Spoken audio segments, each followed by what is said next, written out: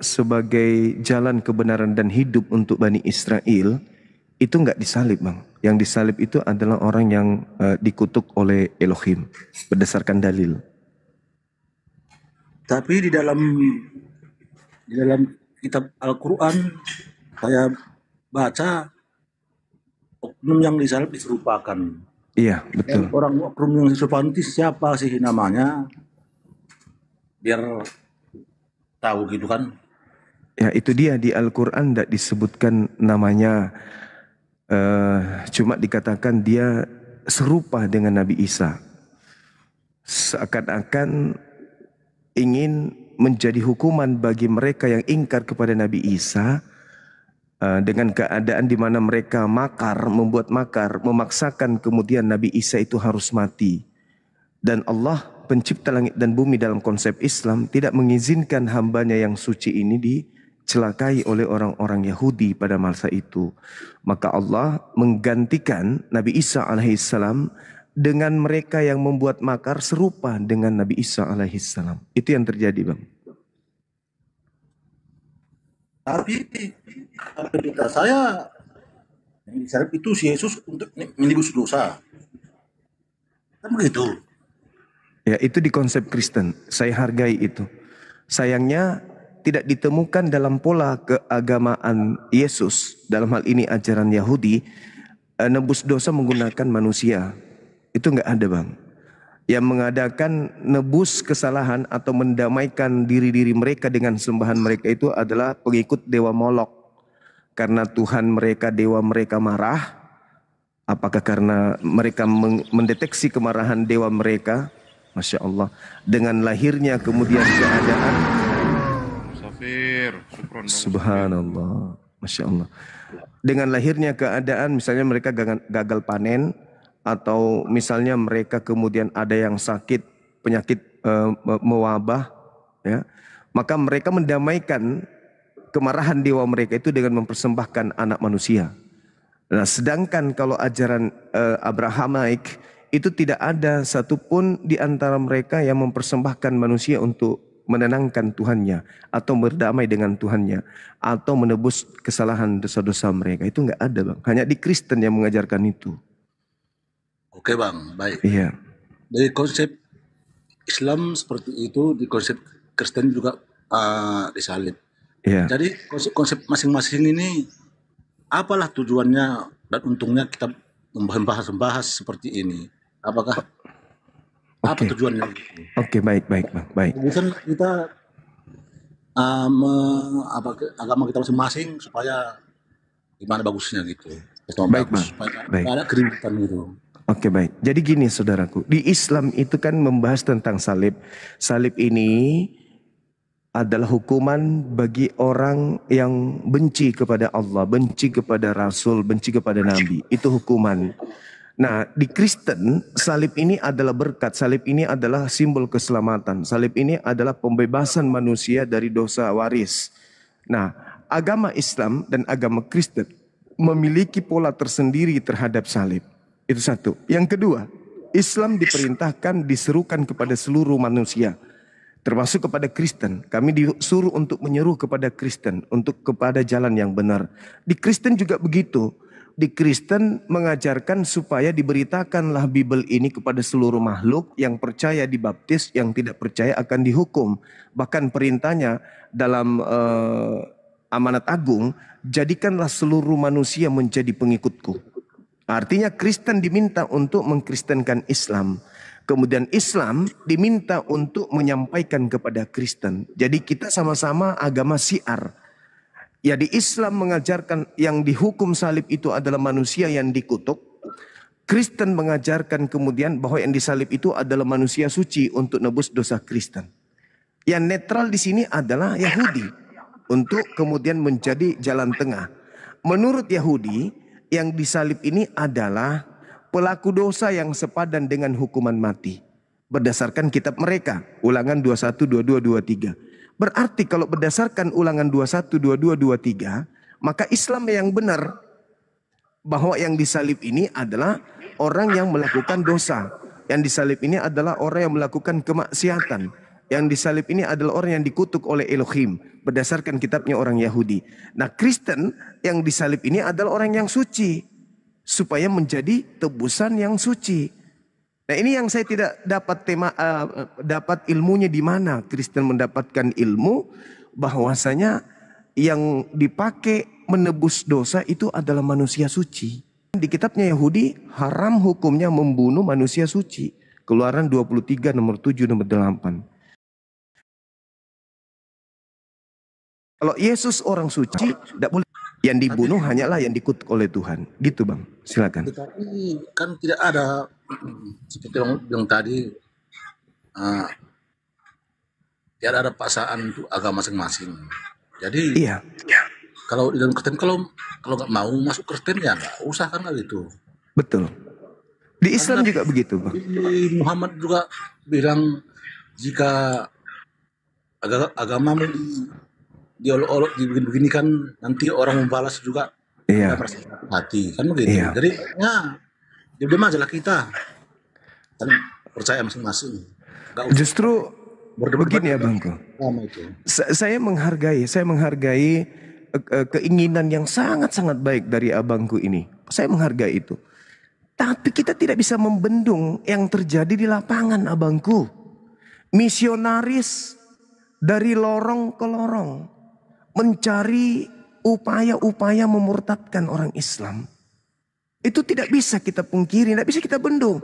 Para orang-orang yang mengaku murtadin masih menggunakan simbol-simbol Islam. Mereka bertujuan untuk menjalankan amanat agung tadi. Bahkan kalau kita lihat nih, secara terstruktur, Kristen membentuk sekolah-sekolah teologi-teologi. Di dalamnya ada mata kuliah yang namanya Islamologi.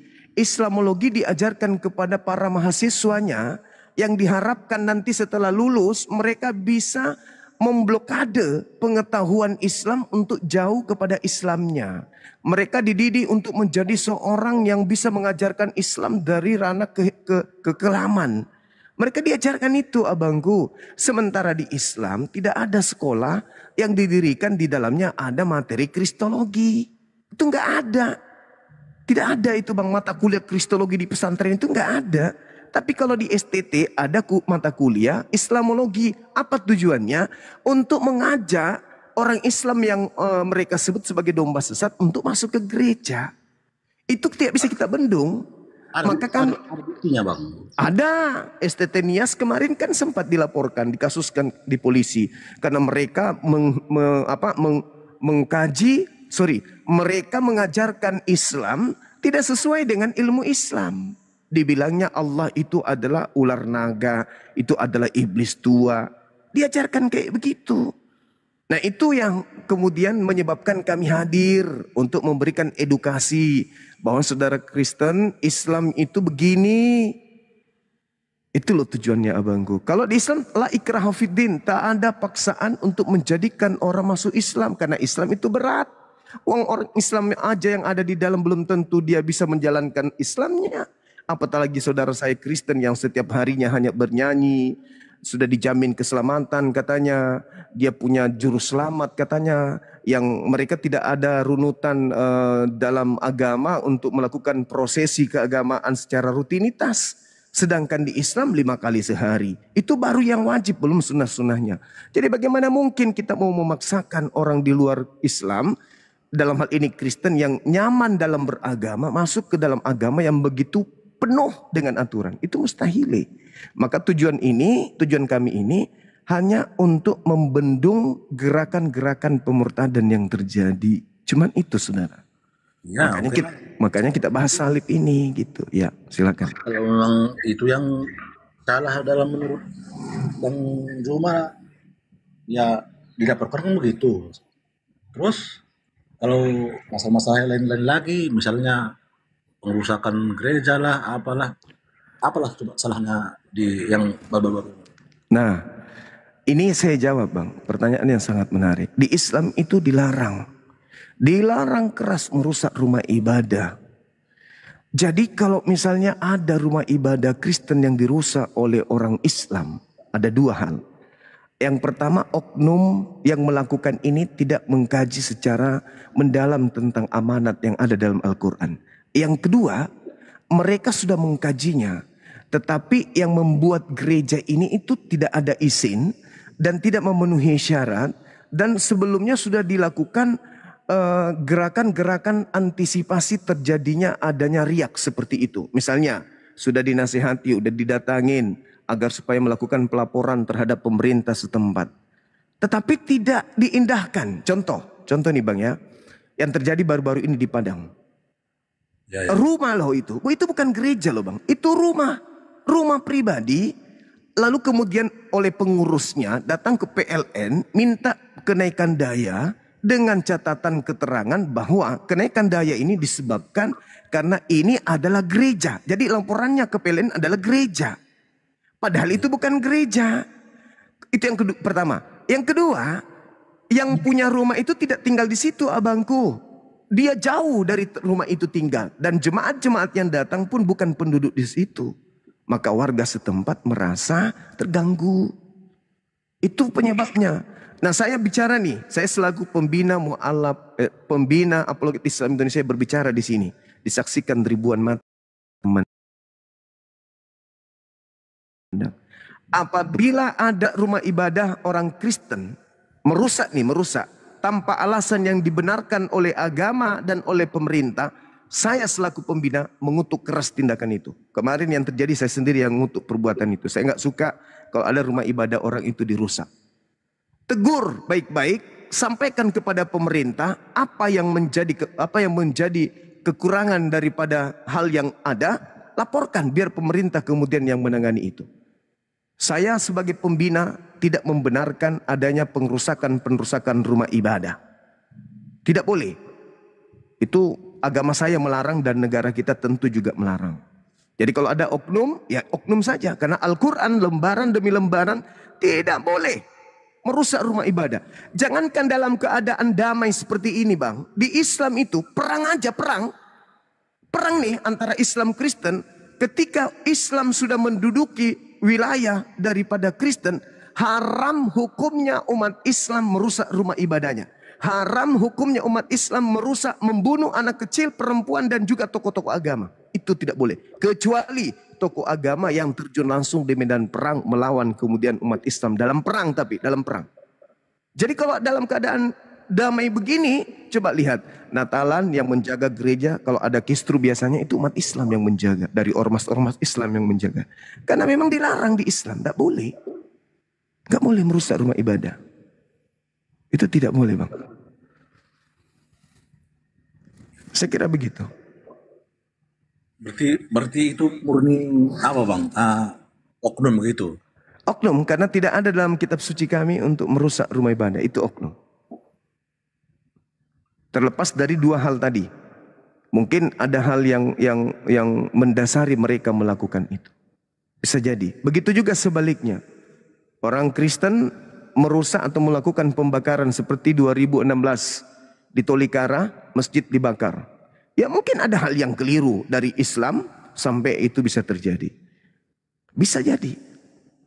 Itu oknum. Karena di dalam Bible juga tidak ada perintah untuk membakar masjid.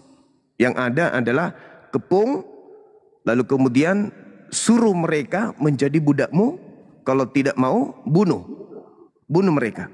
Tapi tidak ada perintah untuk merusak rumah ibadah. Tapi kalau membunuh ada. Ulangan 20 nomor 10 nomor 11 12. Gitu Abang.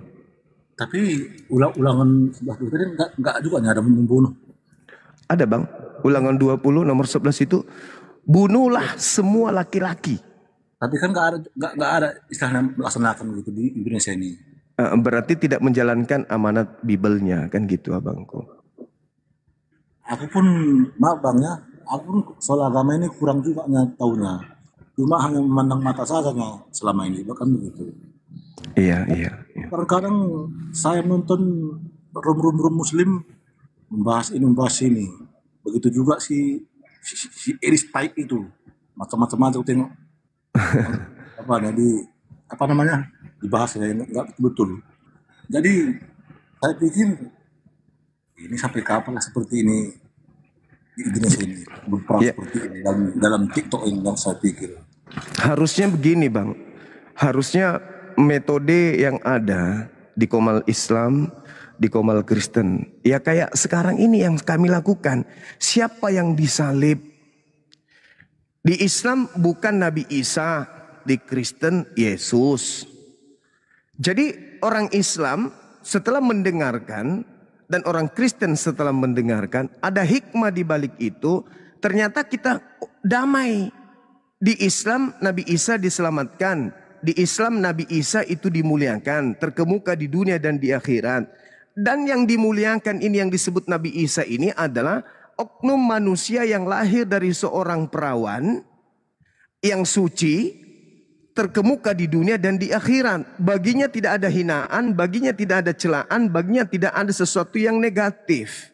Artinya orang Kristen ketika menerima ini secara positif, yang lahir tanpa ayah adalah Yesus.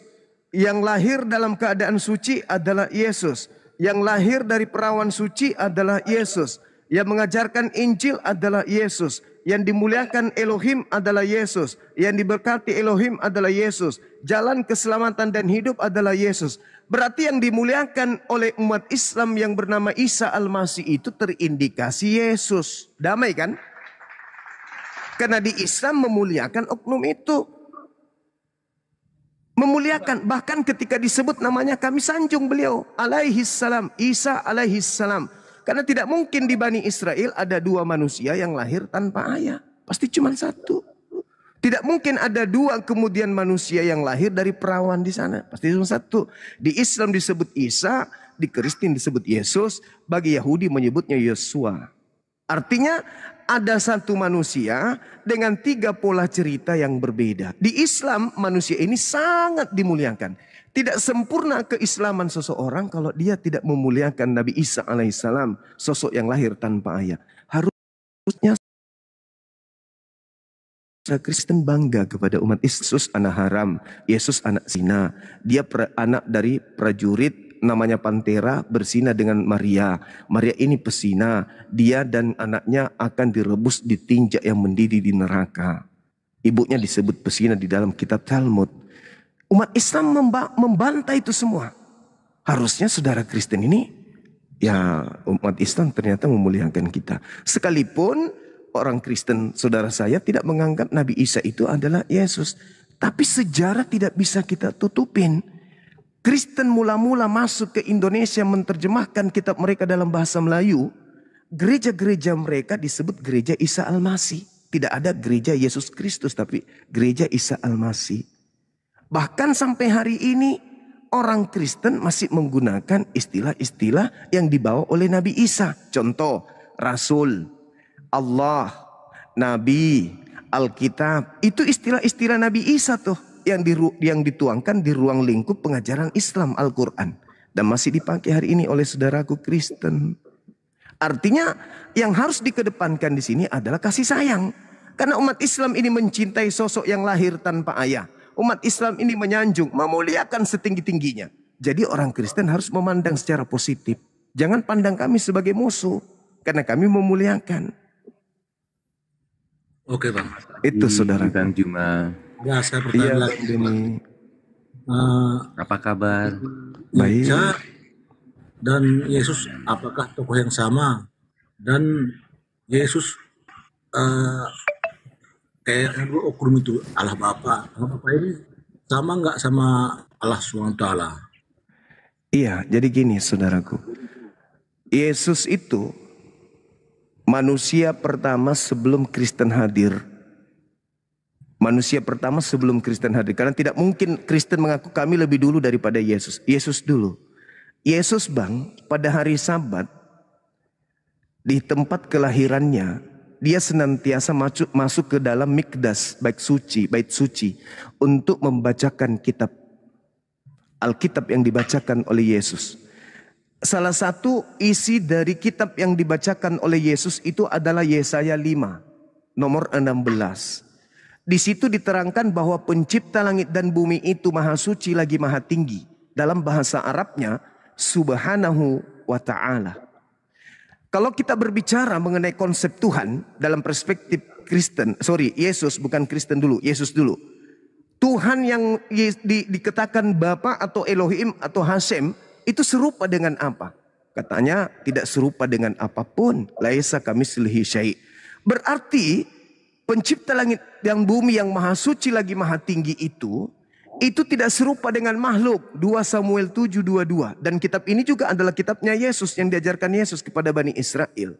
Di mana itu tertulis? Di dalam Lukas 24 nomor 44. Yesus senantiasa menjadikan kitab yang saya sebutkan 2 Samuel 7:22 itu sebagai rujukan. Apa di sana tertulis? Tuhan yang maha adil itu tidak sama seperti makhluk. Tidak serupa dengan apapun. Berarti sama dengan Al-Quran. Pencipta langit dan bumi, laisa kamitslihi syai', tidak serupa dengan apapun. Tuhan maha suci. Di Islam Tuhan maha suci. Kemudian Yesus menerangkan Bapa yang adalah Tuhannya itu berada di langit. Al-Quran menarasikan pencipta langit dan bumi juga bertahta di arsy, di singgasana yang ada di langit. Berarti sama. Laisa kamitslihi syai'. Nah, ada satu hal yang menarik di sini saudara. Jangan pakai Quran. Karena menurut saudara Kristen, Quran kan belakangan. Oke, berarti kita merujuk kepada kitab yang dituliskan 1400 tahun sebelum Masehi minimal. Di Kejadian 17, nomor 6, nomor 7, di situ tertulis begini. Wahai Abraham, aku akan menjadi Tuhanmu, Tuhan anak-anakmu, Tuhan keturunanmu, secara turun-temurun, dan inilah perjanjian kekalku, bahwa aku akan menjadi Tuhanmu, Tuhan anakmu, Tuhan keturunanmu secara turun-temurun. Abraham memiliki anak yang bernama Yishmael. Aku akan menjadi Tuhannya Yishmael, Tuhannya anaknya Ismail, Tuhannya keturunannya Ismail secara turun-temurun. Baginda Rasulullah Muhammad SAW adalah keturunan dari anak kedua Nabi Yishmael yang bernama Khedar. Berarti perjanjian kekal Tuhannya Abraham, aku akan menjadi Tuhanmu, Tuhannya Nabi Muhammad, keturunanmu, dan secara turun-temurun dia akan mengajarkan itu kepada seluruh umat manusia. Jadi tidak ada keraguan bagi kami untuk itu. Al-Quran mengatakan, Innani anallah la ilaha illa ana. Aku ini adalah Tuhan satu-satunya. Tidak ada Tuhan selain aku. Akulah Tuhan nenek moyangmu Abraham, Ismail, Ishak, Yakub, Musa, Isa alaihi salam dan seterusnya. Al-Quran surah Al-Baqarah ayat 130 dan seterusnya menerangkan itu. Jadi kami nggak ada ragu tentang itu abangku. Silakan. Jadi Allah Bapa sama SWT sama. Kalau yang disebut Tuhan Bapa itu adalah Eloah Abraham, Eloah Yishmael, Eloah Ishak sama.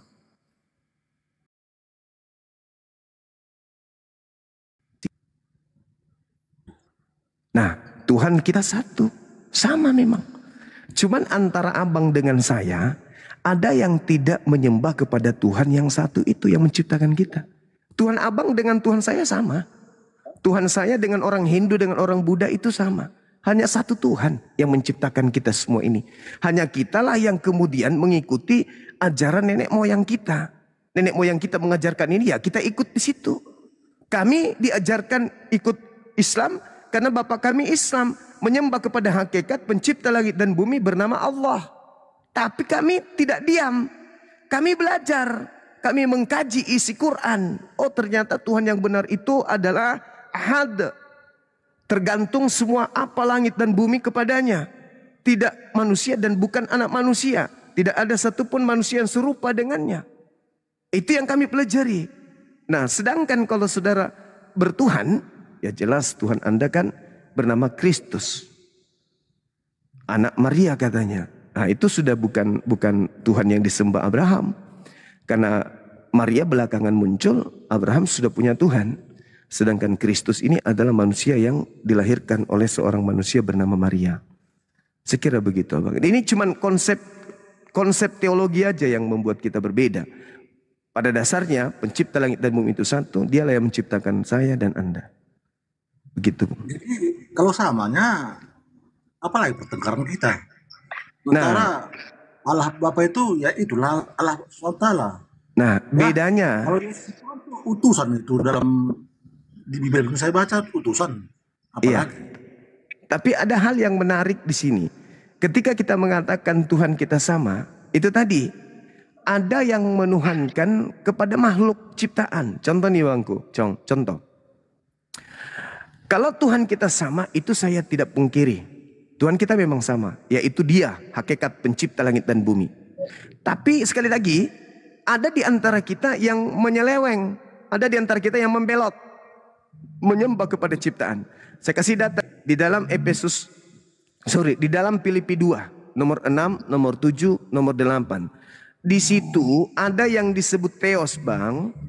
Theos ini mengosongkan dirinya, tidak mempertahankan kemudian keteosannya, melainkan mengosongkan diri, lalu mengambil rupa manusia, lalu menjadi manusia, lalu diam di antara manusia, lalu mati dibunuh oleh manusia di atas salib.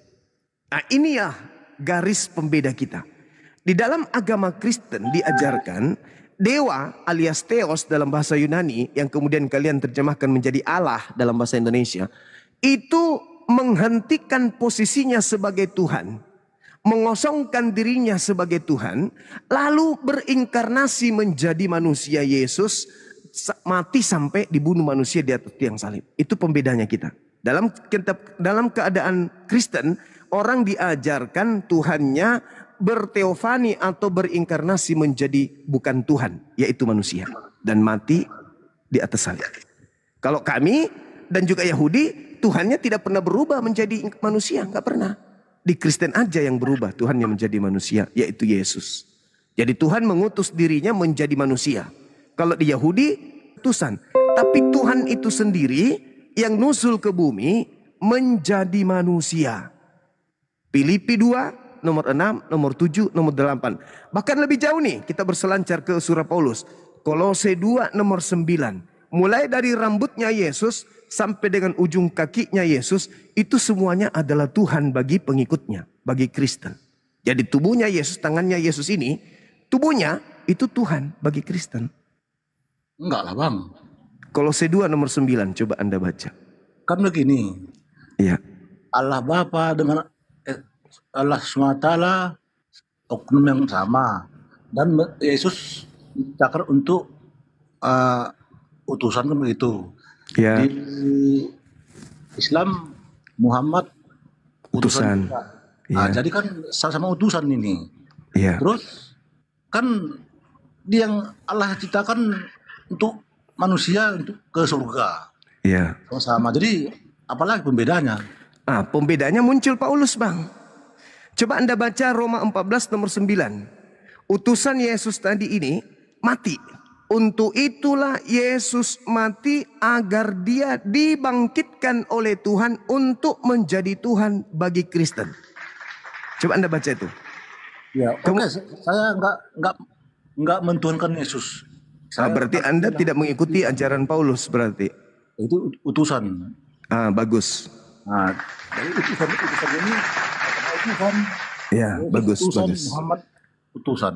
Baik. Jadi ya. Apalagi? Ya. Kan sama-sama tauhid juga sama itu. Iya, baik saudaraku. Jadi kalau Yesus mengatakan dalam Yohanes 7 nomor 3, hidup kekal itu adalah Yesus Kristus yang keutus. Anda berada pada posisi yang benar, saudaraku, Gutul, menjadikan Yesus itu sebagai utusan Tuhan. Saya salut. Ya. Dia bukan Tuhan. Namun masih belum sempurna, masih ada yang kurang. Kalau diizinkan, yang kurang ini boleh, saya diizinkan, boleh? Boleh. Oke, baik. Jadi gini, Al-Quran diwahyukan abad ke-7, salah satu surah namanya surah Al-A'raf, ayat 157 atau 158. Di situ dikatakan, Kul, katakanlah wahai Nabi Muhammad, Inni ya ayuhan nas, wahai seluruh umat manusia, Inni Rasulullahi ilaikum jami'a. Wahai seluruh umat manusia keturunan Adam, sesungguhnya aku ini adalah utusan pencipta langit dan bumi untuk kalian semua. Yesus, Matius 15 nomor 24, aku diutus hanya kepada domba yang sesat dari umat Israel. Matius 10 nomor 5 nomor 6, Yesus berpesan kepada ke-12 muridnya agar jangan ke bangsa lain, melainkan pergilah kepada domba-dombaku yang sesat dari umat Israel. Tidak ada data seperti Nabi Muhammad yang terlontar dari lisan Yesus bahwa Yesus diutus untuk seluruh anak manusia. Hanya Nabi Muhammad. Nah, mengapa umat Islam itu beriman kepada Yesus, beriman kepada Nabi Isa?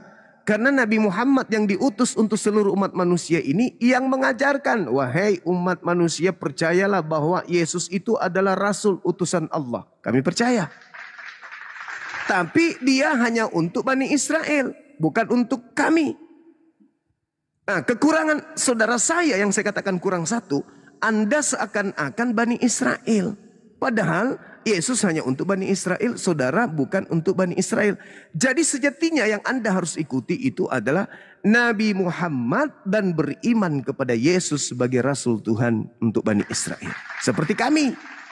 Nah, kalau Anda kemudian beriman Yesus itu adalah Rasul, betul. Rasul untuk Bani Israel, bukan untuk kita. Itu mulut Yesus sendiri yang mengatakan. Matius 15 nomor 24, Matius 10 nomor 4 nomor 5. Bahkan Tuhan sendiri berkata di dalam Ulangan 33 nomor 4, hukum-hukum yang datang kepada Musa hanya merupakan hak warisan milik kepunyaan Bani Yakub. Bahkan Tuhan sendiri yang mengatakan dalam Yeremia 31 nomor 31 sampai 33, aku akan memasukkan hukum Taurat ke dalam batin setiap Bani Israel dan Bani Yehuda. Bahkan Tuhan sendiri mengatakan dalam kitab Mazmur 147 nomor 19 nomor 20. Hukum-hukumku yang datang kepada Musa, kepada Yakub, dan aturan-aturanku yang kuberikan kepada Israel, tidak aku berikan kepada bangsa lain. Kita bukan Bani Israel, kita bukan Bani Yakub, kita bukan Bani Yehuda. Tapi kita beriman nih, dulu ada Injil, dulu ada Torah, dulu ada Mazmur yang diwahyukan oleh pencipta kita kepada saudara kita Yahudi. Setelah itu, Tuhan Maha Pengasih, Maha Penyayang mengutus seorang penolong, penghibur untuk seluruh umat manusia, yaitu baginda Rasulullah Muhammad SAW. Makanya iman Islam itu tertata. Islam beriman kepada Yesus, Nabi Isa. Islam beriman kepada Nabi Musa. Islam beriman kepada Nabi Abraham, Ibrahim. Islam beriman kepada Nabi Adam alaihissalam. Itu iman Islam. Tapi kalau di Kristen, berhenti sampai kepada beriman kepada Nabi Isa, Yesus. Berhenti sampai situ. Padahal Yesus bukan untuk mereka. Mereka menolak Nabi Muhammad, makanya disebut kaum kufur. Alias, mohon maaf, kafir, tertutup. Kafir itu artinya tertutup. Mereka menutup diri mereka kepada Nabi yang diutus untuk mereka. Mereka masih percaya kepada Yesus, di mana Yesus sebenarnya hanya untuk Bani Israel. Iman Anda sudah benar, Yesus Rasul. Sayangnya kerasulan Yesus ini hanya untuk Israel saja. Makanya maaf. Makanya di dalam Matius 7 nomor 21, 22, 23. Pada hari terakhir nanti banyak orang yang memanggil aku Tuhan, Tuhan. Bukankah kami bernubuat, mengusir setan, bermukjizat pakai namamu Yesus? Apa kata Yesus? Pada hari itulah nanti aku akan berterus terang kepada mereka. Enyahal daripadaku, kalian semua adalah pembuat kejahatan. Aku tidak mengenal kalian. Karena kita bukan kaumnya. Kita bukan Bani Israel. Jangankan kita yang hidup 2001 tahun, 2000 tahun lebih dari Yesus. Seorang wanita Samaria, Anda baca di dalam Matius 15 nomor 23, 24, 25. Ada seorang wanita nih datang kepada Yesus, tapi bukan Bani Israel, datang ke situ. Yesus, tolong dong bantu anakku ini sakit parah, tolong sembuhkan. Apa kata Yesus? Usir perempuan ini. Dia mengikuti kita dengan teriak-teriak. Itu kata Yesus, usir katanya. Terus wanita itu mengatakan, tolong bantu anakku, ini mau sakit dia mau sembuh, please. Apa kata Yesus? Aku diutus hanya kepada domba, kata wanita itu. Ketika Yesus mengatakan, tidak patut roti yang disediakan untuk Israel diberikan kepada anjing. Apa kata wanita itu? Benar Tuhan Yesus. Tapi bukankah anjing makan remah-remah yang jatuh dari meja tuannya, Israel? Apa kata Yesus? Besar imanmu ibu, jadilah seperti apa yang engkau inginkan. Sembuh anak itu. Kenapa sembuh? Karena Yesus jempol ibunya. Kenapa Yesus jempol ibunya? Karena ibu itu mengaku kalau dirinya itu cuman anjing. Begitu saudara. Ya, jadi ini. Ini akan berakhir 4 menit lagi. Kok bisa? Ada apa ini? Ada pasal itu disinkronkan, Gurunda. Oh ya sudah. Ya silakan Bang, silakan. Mengimani Yesus sebagai utusan, berarti kalau tidak mengimani Nabi Muhammad, berarti sama saja itu enggak berarti Bang ya. Iya, karena gimana saudara? Kalau misalnya saya mengimani Allah Bapa itu adalah Allah sementara sama dia kan. Iya. Terus Yesus utusan. Dan saya juga mengimani Muhammad itu kan enggak apa-apa itu. Tetap juga surga. Ya itulah kami Bang. Beriman kepada Tuhan yang mengutus para nabi. Beriman kepada Yesus. Beriman kepada Nabi Muhammad. Ya, Ketika sekiranya saya pun seperti itu. Dengan Yesus sebagai utusan. Saya imani juga Muhammad itu adalah utusan. Ya. Tapi saya tetap mengimani Allah Bapa, bukan Allah SWT, SWT. Oh, ya sama aja pun, sama aja. Pencipta langit dan bumi yang disebut oleh Bani Israel sebagai Bapa, mengutus seorang nabi yang sama seperti Musa. Itu ucapannya itu yang dalam kitabnya orang Yahudi itu. Bahkan dikatakan, aku akan mengutus seorang nabi yang sama seperti engkau wahai Nabi Musa. Diterangkan dalam Ulangan 18 nomor 18. Aku akan menaruh firmanku di mulutnya. Nabi yang sama seperti Musa, aku akan menaruh firmanku di mulutnya. Dia akan berkata dengan namaku, Bismi Anoki dalam bahasa Ibrani. Nabi itu akan mengucapkan namaku. Setiap dia mengucapkan firman, pasti mengatasnamakan namaku. Nah di Islam Nabi Muhammad selalu mengatakan itu. Bismillah, Bismillah, Bismillah. Itu di perjanjian lama Bung. Di perjanjian baru, kalau saudara Kristen kritik terhadap Bible, di dalam Kisah Para Rasul 3 nomor 22 sampai nomor 23. Di situ diterangkan begini. Bukankah di dalam kitab Taurat Musa dikatakan bahwa Tuhan akan mengutus seorang nabi yang sama seperti Musa, dan akan terjadi siapapun yang tidak mengikuti, tidak mendengarkan perkataan nabi tersebut akan dilenyapkan dari bangsa kita. Pertanyaannya, siapa nabi yang sama seperti Musa yang datang setelah Yesus? Di mana nabi ini keras terhadap kebodohan, keras terhadap kejahiliaan, keras terhadap paganisme, keras terhadap kekafiran, keras terhadap kemusyrikan. Itu nabi mana tuh? Nabi Muhammad. Nah, ini Bible sendiri yang ngomong. Saya sudah berdebat Bang. Saya belajar Bible itu kurang lebih 17 tahun saya nguliti Bible. Bible saya itu satu lemari itu. Tujuannya bukan untuk menghujat, enggak. Na'udzubillah summa na'udzubillah. Saya hanya ingin meluruskan karena saya hidup di tengah-tengah orang Kristen. Nama kampung saya itu Desa Munti. Saya berdampingan dengan desa yang bernama Hombes.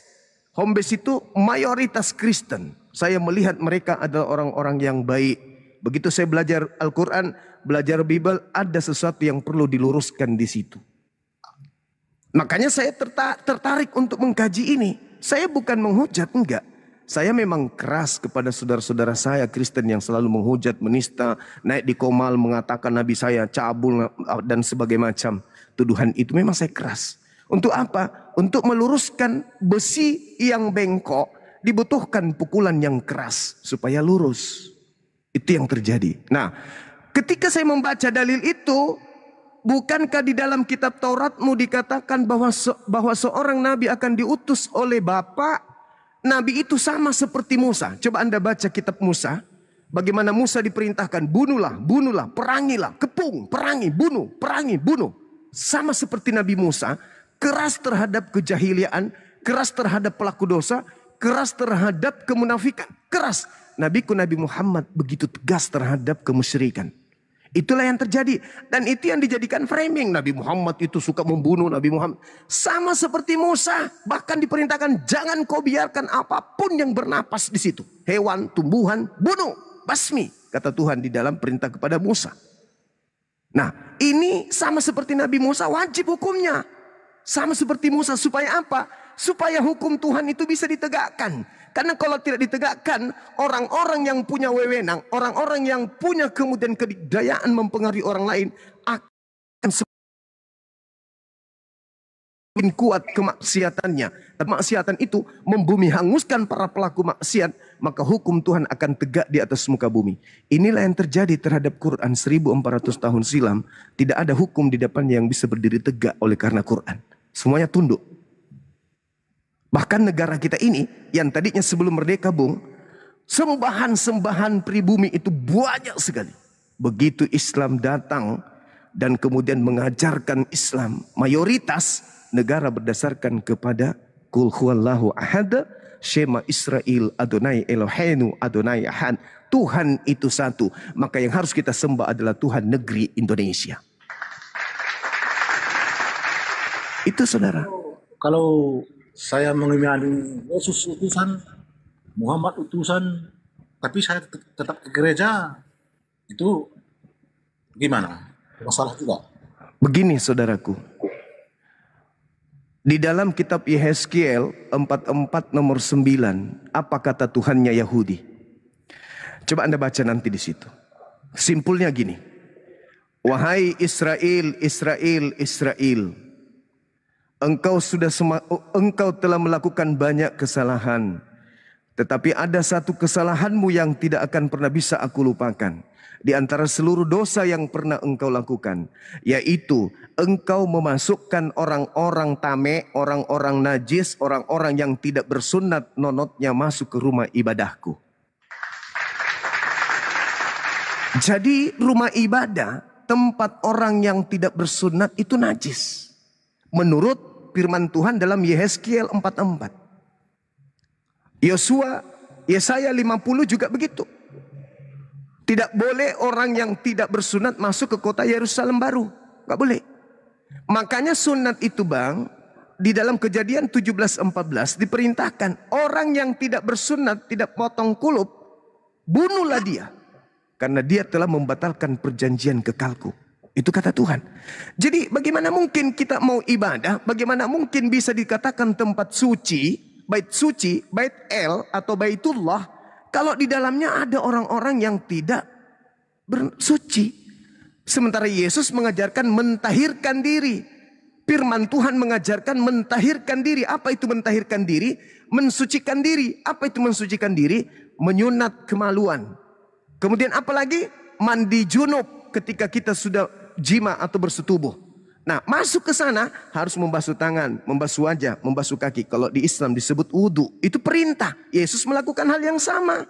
Jadi kalau Anda ke gereja, di situ ada penyembahan kepada Kristus. Sementara pencipta langit dan bumi tidak bergelar Kristus. Yang bergelar Kristus itu adalah satu. Ada dua yang bergelar Kristus. Yang pertama Yesus anak Maria seorang nabi. Yang kedua adalah iblis penyesat. Di mana kemudian Yesus dikatakan bahwa Kristus itu adalah iblis? Ajaran Yesus.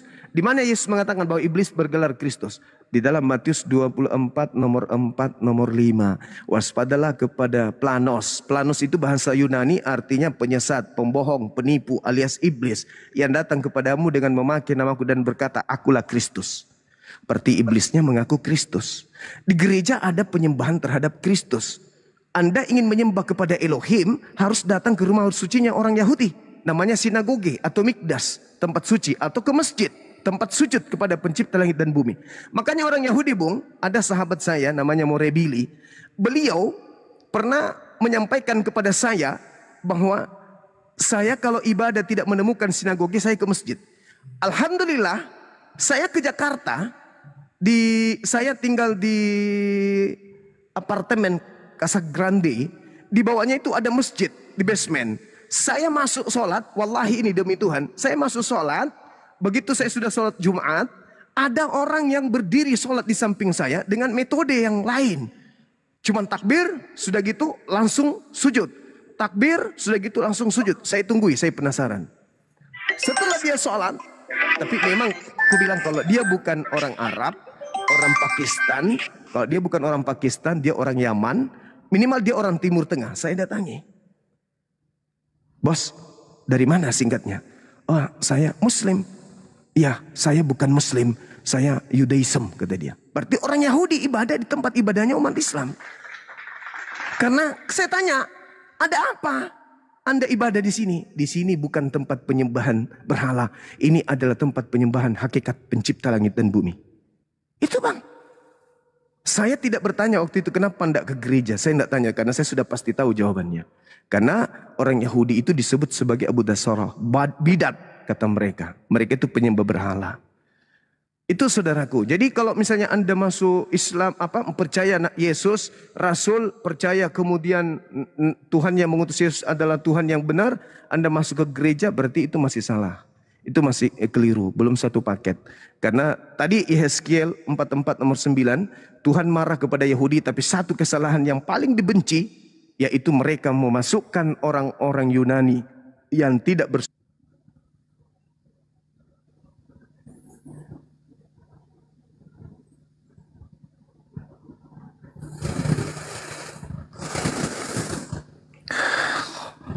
Cekruduk ni Indonesia. Halo, selamat malam saudara Junaidi. Saudara Junaid. Saudara Junaidi. Sombong kali abangku ini bah. Ada ribuan yang mau naik disapa sama Bang Suma, dia udah disapa dinaikkan malah sombong. Baiklah.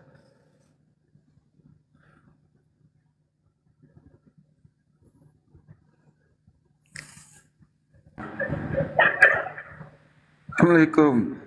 Waalaikumsalam warahmatullahi wabarakatuh. Abang marah kah? Hilang dia bang. Hilang. Dimakan kucing.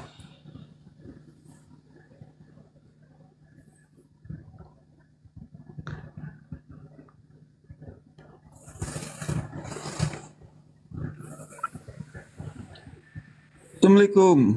Waalaikumsalam warahmatullahi wabarakatuh. Oh, terima kasih. Sudah naikkan. Saya mau nanya nih. Nama Yesus dari mana? Ini orang mana ini? Orang Bima kah? Saya Dombojo. Sumatera. Oh, Sumatera. Di Sumatera mana, abang? Saya Palembang. Oh, Palembang.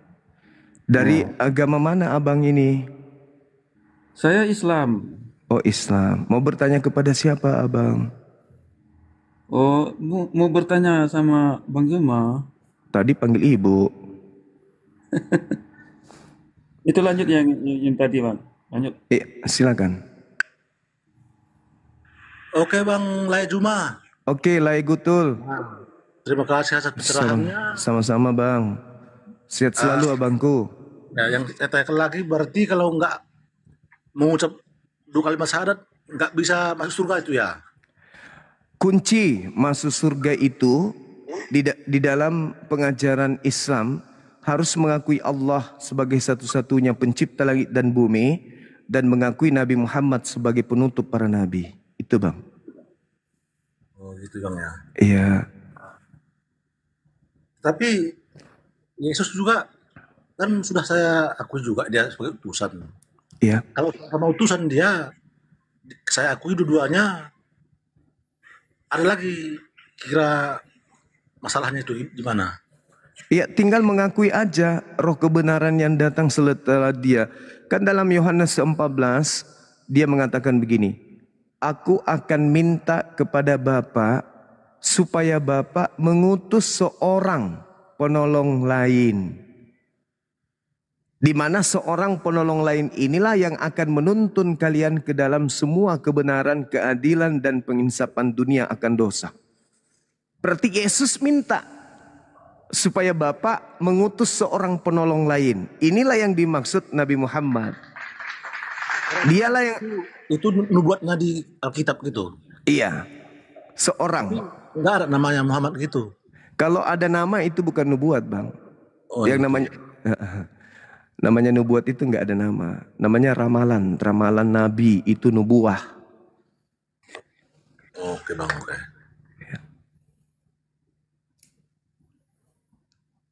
Abang masih rajin ke gereja, abangku ini? Sekali setahun. Oh, iya. Iya. Dangkal. Agama saya itu dangkal ini. Iya. Pendalaman Bible boleh dangkal, Bang. Yang penting akal kita yang kita pakai. Karena Yesus mengatakan, kasihilah Tuhanmu dengan akal budi.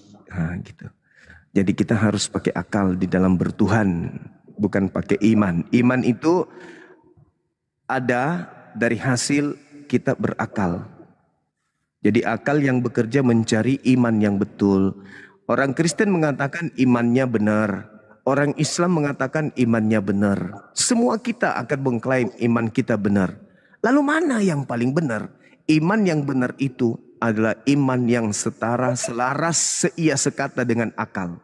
Kalau ada iman yang bertentangan dengan akal, berarti itu iman yang salah. Karena tidak mungkin Tuhan menciptakan akal kita, dan tidak mungkin Tuhan memberikan kita buku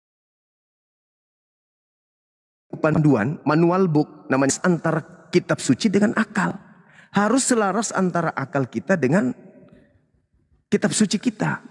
Baru disebut, ya harus mendudukkan akal sebagai senjata. Oke Bang Zuma ya. Nah, kapan ajari lagi saya tentang agama ya. Insya Allah abangku, kita sama-sama saling mengingatkan dan mengedukasi. Silakan. Siap. Salam. Saya hargai abang seorang Kristen yang baik. Thank you abang. Ini saudara-saudara Kristen tolong dicontoh ya saudara kita Gutul ini. Dia boleh berdialog, dia boleh masuk di komal-komal Islam, bertanya tentang Islam sepuasnya tanpa melontarkan kalimat-kalimat yang sifatnya menghujat. Silakan Anda masuk, Edis silakan Anda naik. Siapa lagi RK silakan ke sini. Belajar tentang Islam. Duduk tenang, bertanya, mendengarkan. Kalau Anda merasa lebih tahu daripada kami, Anda yang menjelaskan, kami yang bertanya. Kan gitu. Sama seperti Bible. Saya menjelaskan karena saya merasa lebih paham. Kenapa lebih paham? Kenapa lebih paham? Kenapa? Ini pulpen. Nih, bedanya antara iman dan pulpen dan percaya. Ini pulpen saya sembunyikan di belakang. Apakah Anda percaya bahwa di belakang saya ini pulpen? Percaya. Anda yakin? Yakin. Oke. Yang kedua, ini pulpen, saya taruh di belakang. Apakah Anda beriman kepada pulpen yang ada di belakang saya? Sama enggak? Sama enggak tadi percaya, yakin dengan beriman? Sama enggak? Saya ulang. Ini pulpen, nyata nih, nyata Anda lihat. Saya taruh di belakang, lalu saya bertanya, apakah Anda percaya di belakang saya ini yang saya pegang ini pulpen? Percaya? Anda yakin? Yakin. Oke. Bedanya dengan iman. Ini pulpen. Saya simpan di belakang. Apakah Anda beriman bahwa yang di tangan saya ini ada pulpen? Sama enggak? Enggak sama. Kok bisa beda? Yes. Iman itu saudara, mulut, akal, hati, dan tindakan harus seia sekata. Jadi ini yang kita pakai. Dalil, akal, logika. Itu iman yang betul. Jadi kalau ada istilah mengatakan iman tanpa perbuatan adalah buta. Itu belum seberapa. Itu belum apa-apa itu. Itu level terendah. Iman tanpa perbuatan itu level terendah. Yang paling tertinggi apa? Iman tanpa akal. Itu bukan lagi namanya buta, tapi gila. Jadi Islam, di mana Islam? Di Islam itu adalah iman, akal, dan perbuatan. Itu Islam. Jadi bukan Islam itu iman, perbuatan. Iman, perbuatan. Enggak. Iman, akal, perbuatan.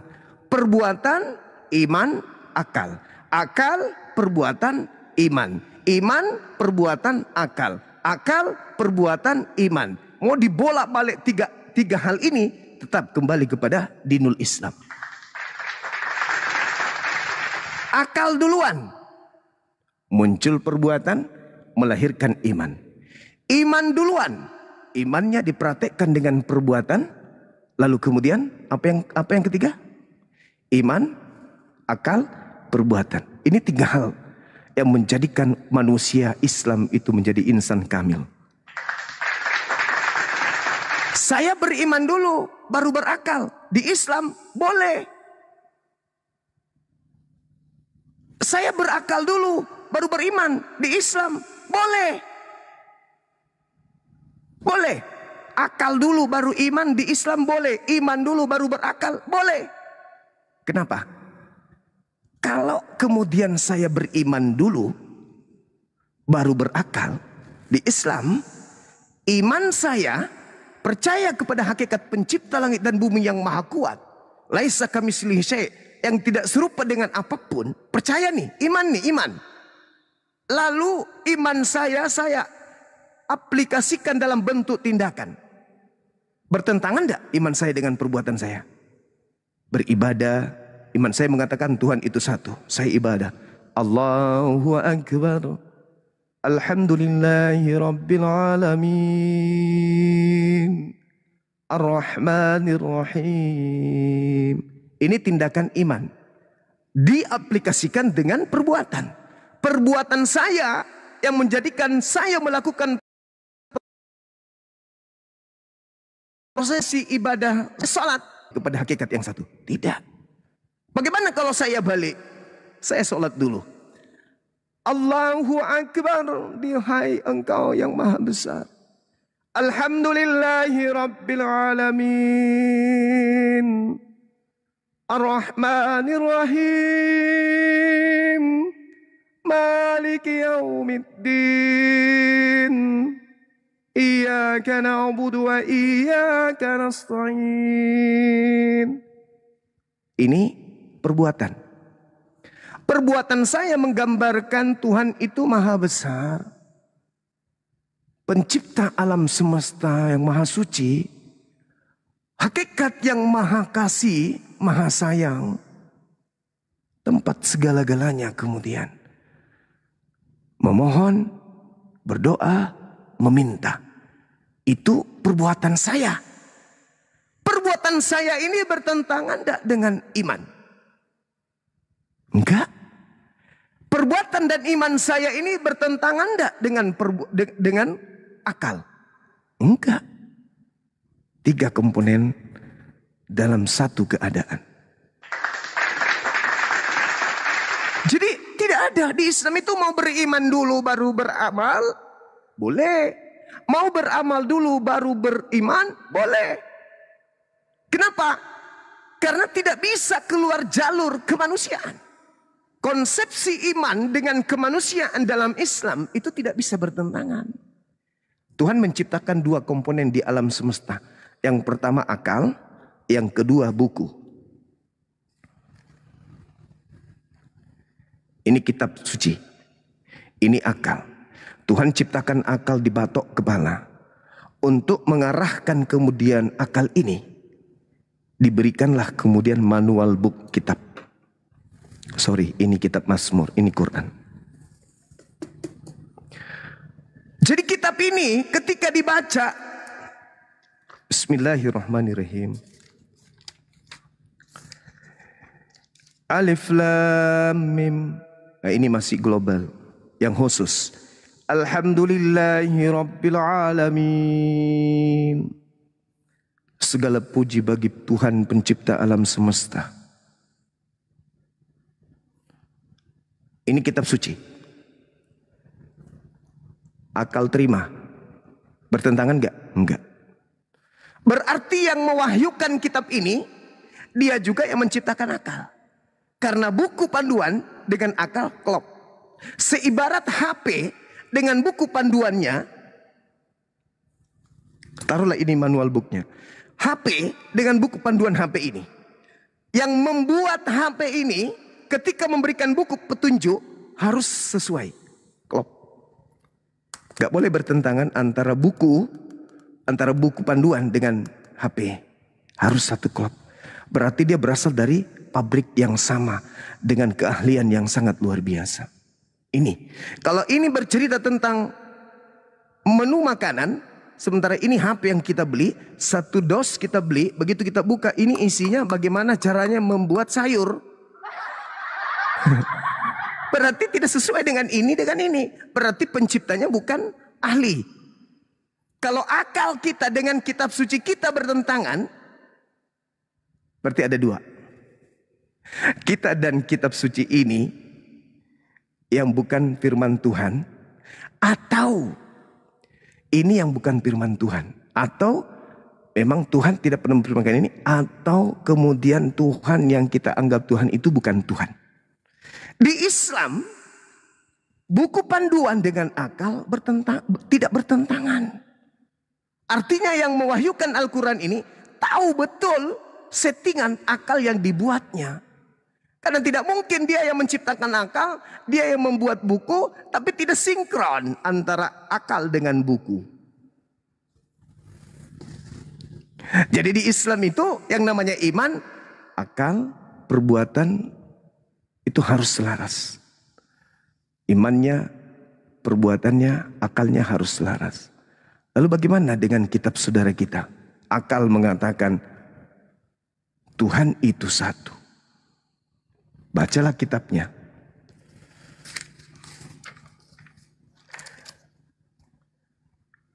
Satu Yohanes 5 nomor 7. Ada 3 yang bersaksi di surga. Akal pensiun tidak bisa dipakai. Ada 3 yang bersaksi. 3-3-nya Tuhan. Oh, tidak bisa. Gak bisa masuk di sini. Nah, itulah yang terjadi, saudara-saudara. Jadi iman, kemudian akal dan perbuatan. Jadi kalau di Islam mengatakan ada yang iman dulu baru perbuatan. Ada. Iman dulu baru akal. Ada. Siapa itu? Umat Islam yang lahir dari Islam.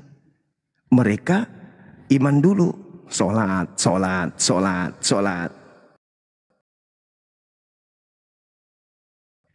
Baru berakal. Si berfungsinya akal pada umat Islam, yang Islam dari lahir adalah dunia apologet. Betul? Setuju nggak? Yang tadinya hanya sholat, hanya puasa. Tapi begitu paham dunia apologet, oh ternyata baru terasa tuh. Sholatnya berisi. Amalan-amalannya berisi. Keislamannya baru bermakna. Keislamannya baru terasa indah. Baru merasakan betapa agungnya dirinya hadir di dunia ini. Lahir di tengah-tengah umat Islam. Betul? Iya dong. Makanya dikatakan kad aflahal mu'minun. Beruntung. Yang lahir dengan agama Islam. Lalu kemudian mereka mendengarkan para apologet Islam menjelaskan bobot daripada iman yang mereka laksanakan. Dan ternyata yang ada hanya keberuntungan semata.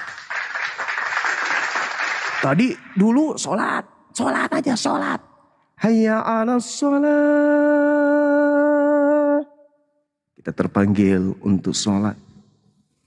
Hayya 'alal falah. Dituntun, diseru untuk menuju kepada kemenangan. Yang ada dalam benak kita, menang Yang menang karena kita melawan iblis. Kita bisa sholat, kita tidak lalai dari sholat. Kita terpengaruh teman kita yang main slot pada saat waktu sholat tidak mau tinggalkan HP. Itu kemenangan kita. Ternyata bukan hanya sekedar itu aja. Setelah kita paham tentang dunia apologet. Hayya 'alal falah.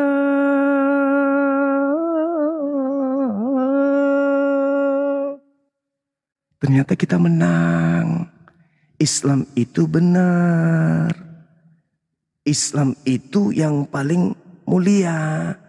Islam itu berada pada jalur hak. Dibandingkan mereka yang gagah-gagahan menganggap diri mereka sebagai wakil Tuhan, anak Tuhan, punya juru selamat, bla bla bla bla.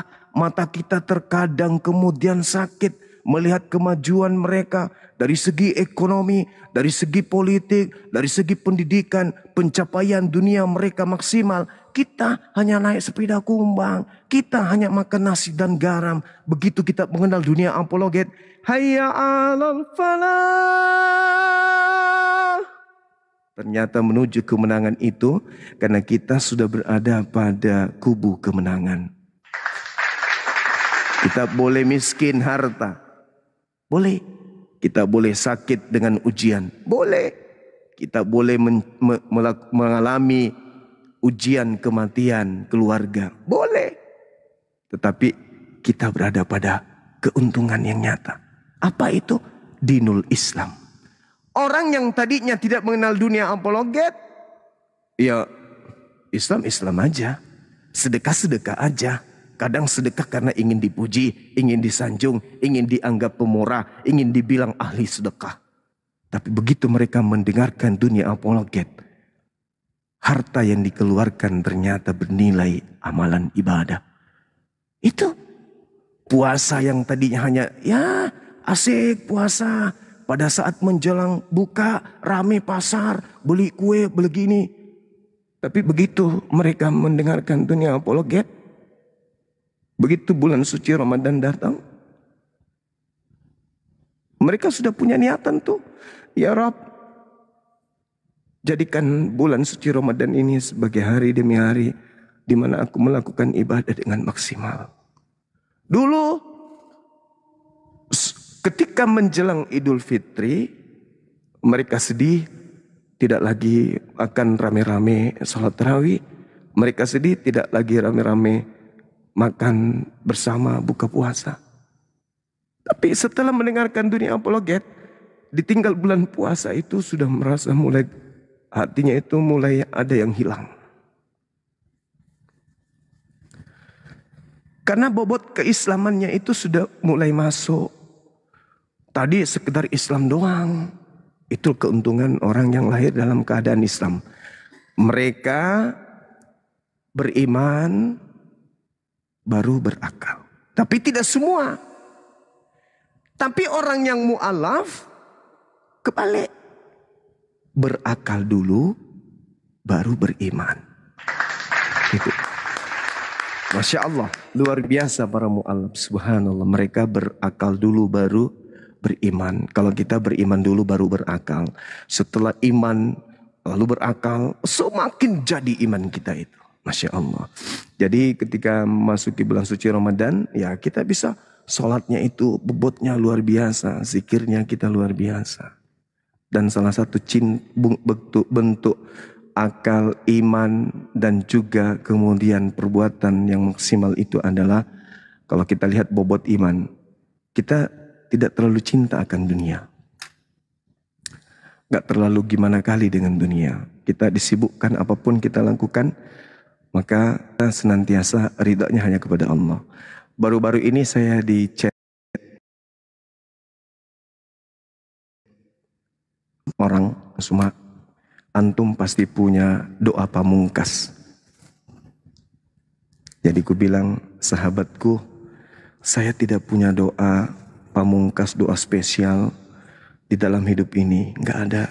Saya tuh doanya biasa aja. Tapi ada satu doa yang tidak pernah saya lalai pada saat saya berdoa kepada Allah. Apa itu? Kata sahabat saya, Saya setiap kali berdoa itu nggak neko-neko. Saya hanya minta kepada Allah, ya Rabb, mudahkan seluruh urusan saya yang baik. Baik urusan agama maupun urusan sosial, dalam hal ini negara. Itu doa saya. Ya Allah berikan saya rezeki, ya Allah berikan saya. Alhamdulillah doa saya cuma dimudahkan. Jadi saya berusaha, Allah yang mudahkan. Itu aja doaku dari dulu. Dari kiai saya almarhum. Mudah-mudahan beliau selamat. Dia sambil tepuk kepala saya. Itu tahun 98 ya teman-teman. Sebelum saya mengangkat kaki dari pondok, 6 tahun saya di pondok. Sebagai preman kampus. Dinasihati. Pegang kepala saya lalu dinasihati. Kata beliau, kalau kamu berdoa, gak usah terlalu bertele-tele doanya. Minta aja kepada Allah, ya Rabb, mudahkan seluruh urusan saya. Baik urusan agama, urusan dunia maupun urusan akhirat. Dah selesai. Dan itu ku ucapkan, ditanyalah sama teman mungkin nonton. Bahasa Arabnya apa bang? Saya bilang, ngapain pakai bahasa Arab? Pakai bahasa Indonesia aja. Ya Allah, mudahkan setiap urusanku. Urusan dunia, urusan akhirat. Amin ya rabbal alamin. Udah, selesai. Itu aja doanya. Sambil kita bekerja. Jangan mudahkan urusanku tapi tidak ada urusannya. Urusan cuma menggosipin orang. Orang main film, dia yang emosi. Tetangganya beli kulkas, jelas-jelas di rumahnya belum ada kulkas, beli juga kulkas. Akhirnya apa? Kulkasnya rusak, diganti pintunya pakai kain horden. Jadi lemari pakaian lah. Nggak usah yang kayak gitu yang diurus. Yang diurus yang lurus-lurus aja kayak gitu. Iya, doa kesembuhan. Ya itu tadi. Ya Allah, mudahkan segala urusanku. Urusan kita ketika kita sakit apa? Apa urusan kita ketika kita sakit? Urusan kita apa? Ngurus apa? Ngurus tubuh ini supaya sehat. Betul? Ya iya itu sudah. Supaya anak saya lulus kuliah. Ya itu urusan kita tadi tuh. Itulah doa pamungkas saya. Mewakili semuanya. Tinggal bagaimana tindakan fisik dan pikiran kita mengarah ke sana. Saya kira begitu teman-teman. Kok jadi ini? Jadi monolog kita ya. Ini kalau saya bicara kebiasaan dari dulu teman-teman. Bisa ngomong sampai 1 bulan non-stop betulan. Harus ada yang tegur saya kalau saya ngomong. Kalau tidak nggak pulang-pulang kita ini.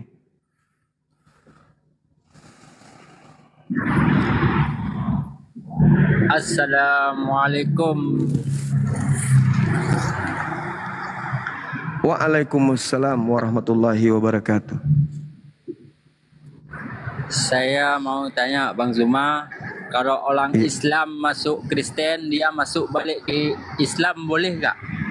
Boleh. Boleh. Kalau dia beriman, lalu dia kafir, lalu beriman lagi boleh. Yang penting bukan niatannya untuk mempermainkan agama. Jadi biasanya kalau dia Islam baru Ya Bang Zuma.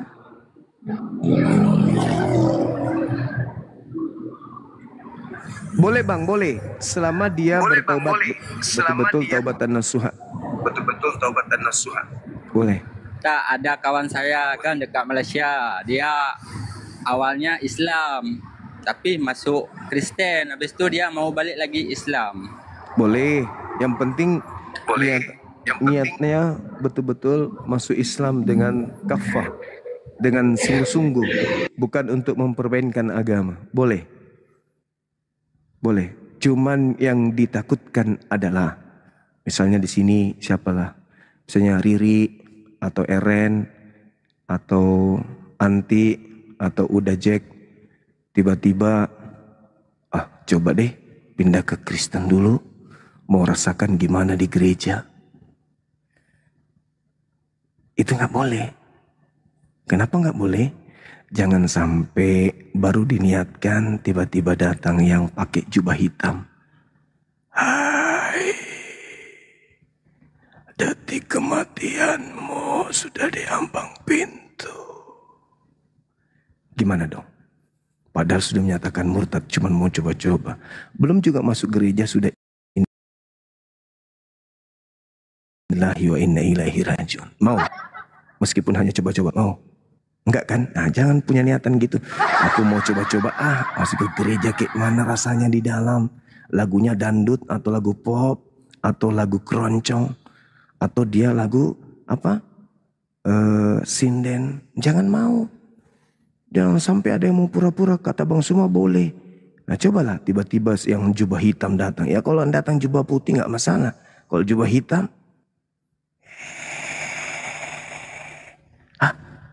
suara apa itu? Suara apa itu? Orang di sampingnya sudah panggil. Sadar. Nak, sadar. Periksa nadi. Periksa, semuanya diperiksa. Sadar. Panggil ini, panggil itu. Sementara kita sendiri, dia sendiri sibuk.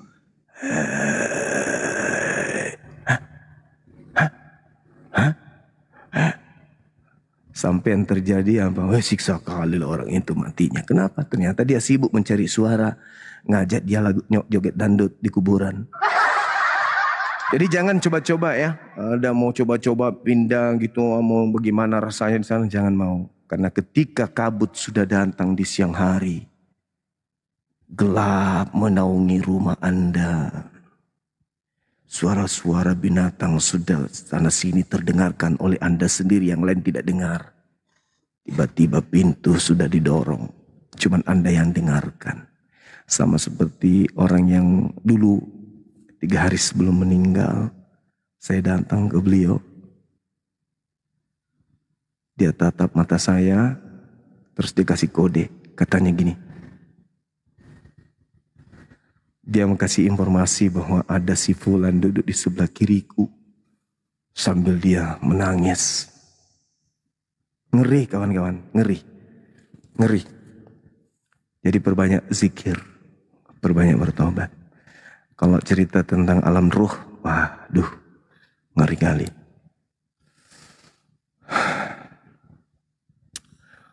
Ayo, silakan teman-teman, silakan naik yang mau. Ini sudah mau asar berarti ya. Waktu saya sudah mau asar. Mungkin kalau tak ada lagi yang mau bertanya, kita tutup sampai di sini. Habis asar saya naik di komalnya teman-teman yang mau buka komal. Mungkin Bang Arif atau Dinda Krismoto. Silakan buka komalnya. Nanti kita hadir di sana. Sementara kita tutup di sini. Karena Bang Suma dari tadi belum minum, belum juga makan siang. Ini sudah mau asar di kota Makassar. Insya Allah saya ingatkan kembali nih kepada saudara-saudara saya yang ada di kota Makassar, yang ada di kota Goa, ada di kota Maros, yang ingin sungkeman, cipika-cipiki dengan Bang Suma besok. Silakan hadir di Mall Panakukang. Kita sholat maghrib di sana sambil menikmati nonton film Doti bersama dengan teman-teman yang ada di kru film Doti yang ada di kota Makassar, gitu ya. Jadi teman-teman yang ingin jumpa langsung dengan Bang Suma, ayo hadir di Mall Panakukang lantai 3 kalau nggak salah di XX1. Saya ada di sana insya Allah. Silakan hadir ya untuk kemudian kita nonton film Doti. Itu yang pertama. Yang kedua, kembali lagi teman-teman yang ingin memesan buku daripada Moremoto dan Gus Wafi terkait dengan buku yang tadi, Jawaban Tuntas Fitnah Terhadap Islam, jilid pertama tentang ketuhanan. Silakan menghubungi kontak HP dari adinda kita, Dinda Kuryosmoto, guru Ibrani kita, 08 tambah 777 tambah 2 tambah 5 tambah 21 tambah 9 tambah 8 tambah 5. Itu ya teman-teman sekalian. Silakan hubungi beliau untuk memesan bukunya. Yang ketiga, teman-teman yang ada di kota Makassar, Goa Maros, yang punya pengalaman untuk memasarkan rumah subsidi, silakan hubungi saya di nomor Excel saya 081 tambah 99 tambah 00 tambah 3 tambah 777 tambah tambah berapa? 777 terakhirnya 7. Yang punya pengalaman jadi marketing perumahan subsidi, hubungi nomor kontak tadi, kita kasih gaji dan bonus sesuai dengan aset penjualan rumah subsidi ya, tanpa DP, tanpa biaya akad. Hanya siapkan materai 40 lembar saja untuk tanda tangan pada saat akad kredit. Begitu saya ulang lagi, teman-teman yang punya pengalaman memasarkan rumah subsidi, salah putra, salah bang, memasarkan rumah subsidi, punya pengalaman 173 tanpa DP, tanpa biaya akad, cuman materai 40 lembar, dan kemudian saldo di buku rekening nasabah, saldonya sendiri ya teman-teman. Silakan menghubungi nomor saya 081 tambah 99 tambah 00 tambah 3 tambah 227. Nah gitulah ya, silakan. Saya pengalaman bang, saya bisa jualkan rumahnya, silakan. Kita kasih gaji, kita kasih bonus, dan kalau dia berhasil kemudian melakukan penjualan dengan target yang kita kasih, kita bisa angkat beliau sebagai pegawai kita. Gitu. Jadi bukan hanya marketing, kita jadikan sebagai staf admin, atau kalau dia cantik ya jadi sekretaris. Gitu.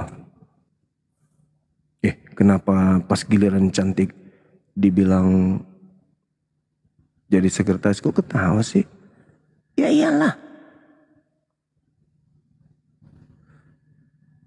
Iya, serius. Gimana saya bang? Saya ganteng. Nah, kalau ganteng bukan sekretaris, tapi jadikan sebagai driver aja. Kalau betul-betul pengalaman, kan gitu ya teman-teman. Sekira begitu, sahabat-sahabat dan juga yang biasa menggunakan skincare, silakan menghubungi admin saya 08. Terlalu banyak ya nanti. Ini bang semua bisnis aja. Enggak, bukan bisnis. Ini saya harus banyak anak-anak kita yang harus kita bantu. Ya, kita harus bantu, jangan sungkan. Tapi bang semua ngapain jadi promosi? Ya mau kayak mana lagi loh usaha-usaha saya? Kok jadi sibuk kali kalian? Iya ya, usaha saya sendiri, bukan usaha orang. Gimana sih? Sebut nggak nih? Sebut nggak nih nama adminnya Skincare BZ? Sebut nggak? Sebut bang. 0815 27 tambah 28 tambah 28 22. Nah itu. Nggak usah sewot. Yang mau kinclong mukanya nih, kinclong. Biarpun hitam tapi kinclong.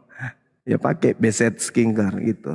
Saya malas aja promo karena sudah berjalan di belakang layar, sudah ada yang pesan. Tinggal distributor aja yang nggak ada. Di mana perumahannya bang? Di Tanra Lili Maros, tipe 36, luas tanah 6x13, kemudian 2 kamar. Plafonnya itu modelnya kayak rumah saya nih. Modelnya pernah lihat plafon saya kan? Perlihatkan sedikit plafon rumah saya nih. Tuh, gini modelnya plafonnya. Subsidi tapi model plafonnya gini. Dia bersusun. Hebat kan? Perumahan subsidi plafonnya model komersil. Sudah ada BZ Lab TikToknya bang? Iya, thank you. Ada BZ properti atau BZ apa gitu. Silakan yang mau membersihkan kemudian plek-plek hitam, silakan hubungi BZ yang admin tadi itu. Aman insya Allah. Oke. Jadi teman-teman sekali lagi nanti setiap kita live kita keumumkan buku ini, karena ini juga penting sekali ya. Buku yang tadi di Dinda Kurismoto, tolong, itu adalah amanah yang diberikan umat kepada saya pribadi untuk selalu menggaungkan buku itu. Mudah-mudahan ke depan adik kita Kurismoto ini juga memberikan buku-buku panduan yang seirama dengan cakupan kitab buku ini, yang sasarannya itu anak SD, SMP. Seperti kalau buku ini juga bisa dibaca SD, SMP, bisa sangat bisa.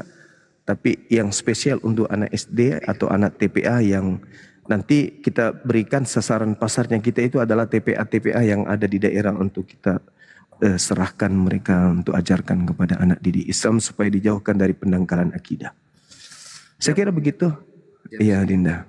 Disusun aja anunya dek, materinya disusun, kurikulumnya insya Allah akan kita bantu pasarkan. Termasuk gini teman-teman, yang punya banyak duit nih, yang punya banyak duit, seperti tadi abang kita Mas Indra, Bang Suma, saya pingin beli buku 100 pieces, tolong buku itu dikirim ke daerah-daerah zona merah. Ada nggak teman kita di zona merah yang bisa kita suruh bagikan buku-buku itu? Seperti misalnya di mana daerah-daerah basis mereka tuh, yang di tengah-tengah mereka ada umat Islam banyak. Di situ ada masjid anak-anak Islam yang biasa menjadi sasaran empuk mereka. Silakan pesan buku. Teman-temanku yang kaya raya, pesan buku 100. Habis itu kasih PR ke Dinda Kurismoto. Kurismoto tolong buku ini dikirim ke daerah yang rawan pemurtadan. Kirim atas namaku. Satu anak kita selamatkan. Dengan buku ini, subhanallah, amal jariahnya itu loh. Apa sih? Kalau dia 10 buku kan 1 juta, 100 buku kan cuma 10 juta tuh. 10 juta itu cuman satu kali kirim slot, habis lenyap. Mending gunakan yang bermanfaat. 100 orang terselamatkan akidahnya dengan buku ini.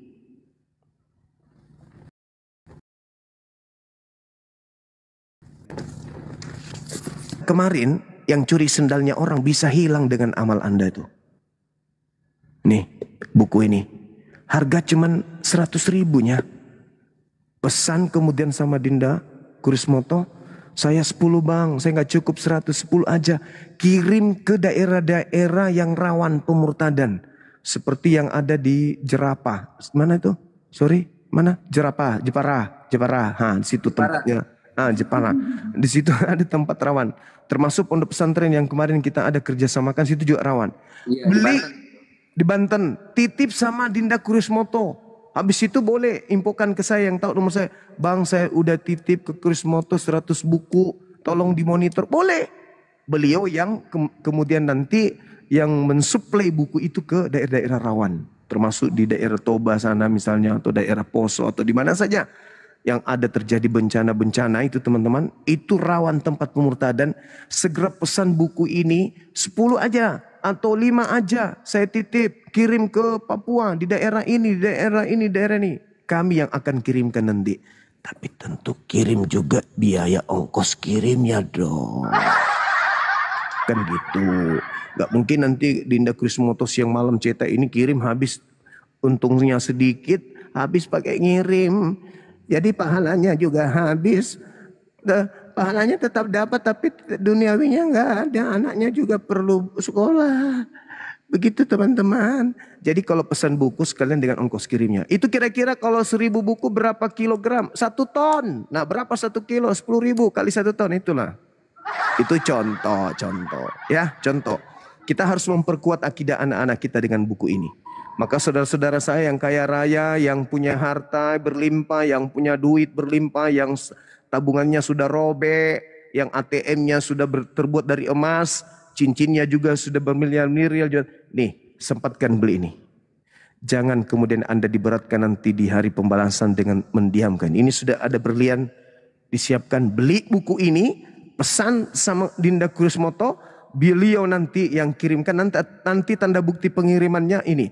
Kalau perlu didokumentasikan buku itu dibagikan. Itu baru Islam hebat. Oke, saya kira begitu. Sudah mau asar teman-teman sekalian. Terima kasih atas kebersamaannya. Mohon maaf bila ada kata-kata yang kurang berkenan. Apa yang kami sampaikan sebagai fakir itu hanya semata-mata ilmu yang kami dapatkan meskipun belum maksimal. Minimal ada yang bernilai positif yang kami sampaikan di sini. Saya Bang Suma dengan kerabat kerja dari Apologet Islam Indonesia mengucapkan banyak terima kasih dan mohon maaf. Saya cinta kepada netizen seluruhnya, baik yang ada di YouTube, I love you full, yang ada di TikTok juga I love you full. Kita cinta karena Allah. Kami tutup, ada mungkin yang mau disampaikan Bang Arif, Dinda Kuryasmoto? Siap Gurunda, langsung aja kafaratul majelis Gurunda. Oke, kafaratul majelis. Dinda Kuryasmoto? Iya, kalau yang berminat bukunya itu bisa DM ke saya gitu. Ya, DM ke beliau dengan nomor yang ada di YouTube Zulkifli 15 yang tadi yang saya sebutkan. Masya Allah, kalian luar biasa. Subhanallah. Kita tutup. Subhanakallahumma bihamdi asyhadu alla ilaha illa anta astaghfiruka wa atubu ilaik. Salam tauhid, salam satu Tuhan. Jayalah Islam kita, jayalah Indonesia kita. Assalamualaikum warahmatullahi wabarakatuh. Takbir. Waalaikumsalam warahmatullahi wabarakatuh. Allahu Akbar. Warahmatullahi wabarakatuh.